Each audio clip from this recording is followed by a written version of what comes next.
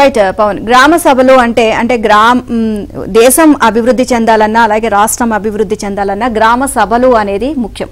So గత ప్రభుత్వం గ్రామ సభలను పూర్తిగా నిర్వీర్యం చేసేసిందనే చెప్పాలి ఆంధ్రప్రదేశ్లో, ముఖ్యంగా దీనికి సంబంధించి మనం మాట్లాడినట్లయితే.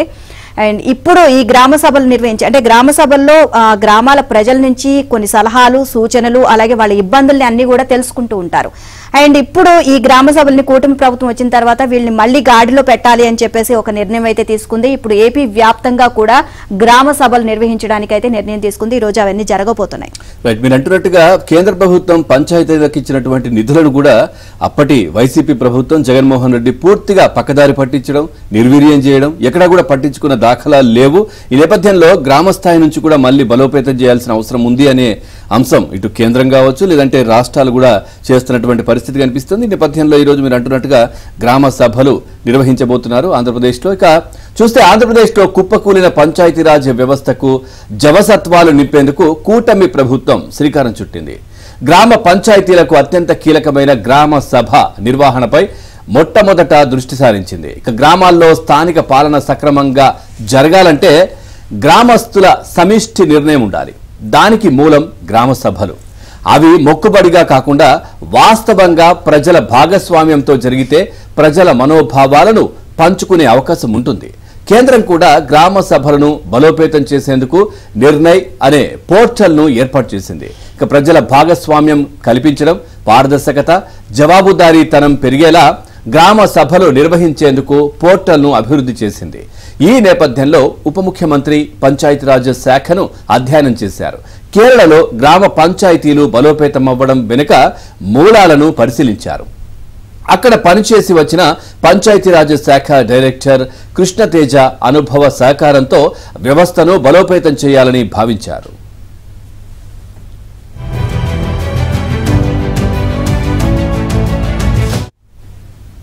ఈ నేపథ్యంలోనే రాష్ట్ర వ్యాప్తంగా ఒకే రోజు గ్రామ సభలు నిర్వహించాలని ఏపీ ప్రభుత్వ కార్యక్రమంగా దానిని చేపట్టాలని నిర్ణయించారు.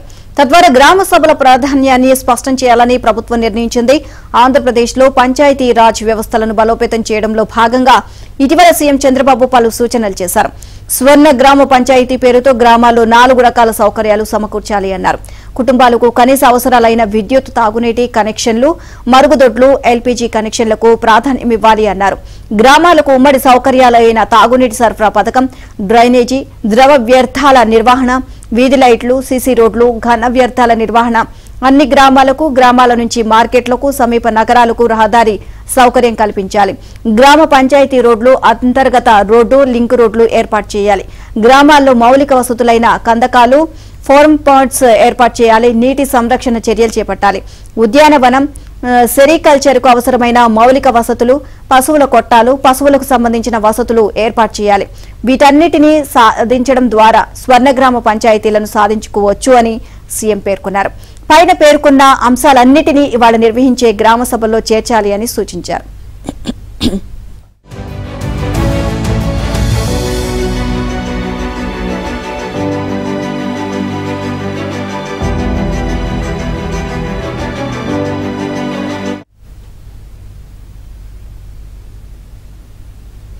ఇవాళ నిర్వహించే పంచాయతీల గ్రామ సభలను ఒక పండగలా నిర్వహించేందుకు ఏపీ ప్రభుత్వం చర్యలు చేపట్టింది. ముఖ్యమంత్రి సమీక్ష అనంతరం దానిపై ప్రభుత్వ ప్రధాన కార్యదర్శి వీడియో కాన్ఫరెన్స్ నిర్వహించారు. ఇక అన్ని జిల్లాల కలెక్టర్లకు గ్రామ సభ ఏర్పాట్లపై దిశానిర్దేశం చేశారు. ఉప ముఖ్యమంత్రి పవన్ కళ్యాణ్ వీడియో కాన్ఫరెన్స్ నిర్వహించి పలు సూచనలు చేశారు. గ్రామ సభ ఏర్పాటు చేసేందుకు ప్రతి పంచాయతీకి ప్రత్యేక అధికారులను నియమించాలని ఇప్పటికే కలెక్టర్లను ఆదేశించారు. ఓవరాల్ గా ఈ అంశానికి సంబంధించి మరింత సమాచారాన్ని మా కరెస్పాండెంట్ ప్రసాద్ అందిస్తారు. ప్రసాద్, పూర్తి డీటెయిల్స్ ఏంటి? ఈరోజు గ్రామ సభలు నిర్వహించబోతోంది ఆంధ్రప్రదేశ్ ప్రభుత్వం, వీటికి సంబంధించినటువంటి డీటెయిల్స్ ఏంటి? పవన్, ఈ రోజు రాష్ట్ర వ్యాప్తంగా ఉన్న 13,326 గ్రామాల్లో గ్రామ సభలు నిర్వహించేందుకు కూటమి ప్రభుత్వం అన్ని ఏర్పాట్లు పూర్తి చేసింది. మరి కొద్దిసేపట్లో ఈ గ్రామ సభలు ప్రారంభం కానున్నాయి. దీనికి సంబంధించి గ్రామ సభలో స్వయంగా సీఎం, డిప్యూటీ సీఎం కూడా వివిధ ప్రాంతాల్లో పాల్గొనడంతో పాటు ప్రతి గ్రామంలో కూడా ఆయా ప్రాంతాల్లో ఉన్న ప్రజాప్రతినిధులందరూ కూడా హాజరు కావాలి.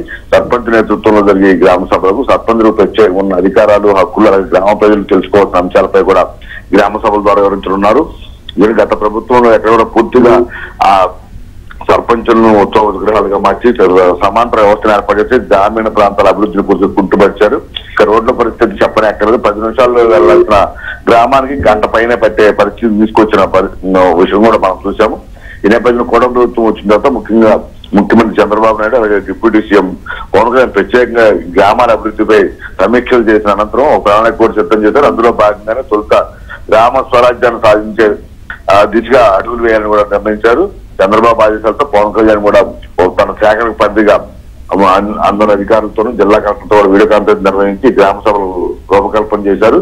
ఈ రోజు ఈ గ్రామ సభల్లో మొత్తం ఆ ప్రజాప్రతినిధులతో పాటు గ్రామాల్లో ఉన్న యువత మహిళలు ముఖ్యంగా పాల్గొని అసలు గ్రామంలో ఉన్న పరిస్థితులు అలాగే ఇబ్బందులు ఆ భవిష్యత్ కార్యాచరణపై అభిప్రాయాలు ఇలా అన్ని కూడా పంచుకుంటేనే ప్రతి ఒక్కరు అభివృద్ధిలో భాగస్వామ్యం కావాలని కూడా పిలుపునిచ్చారు.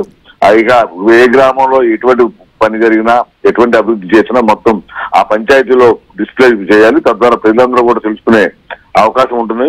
పూర్తి పారదర్శకత జవాబుదారీ పాలనకు తాము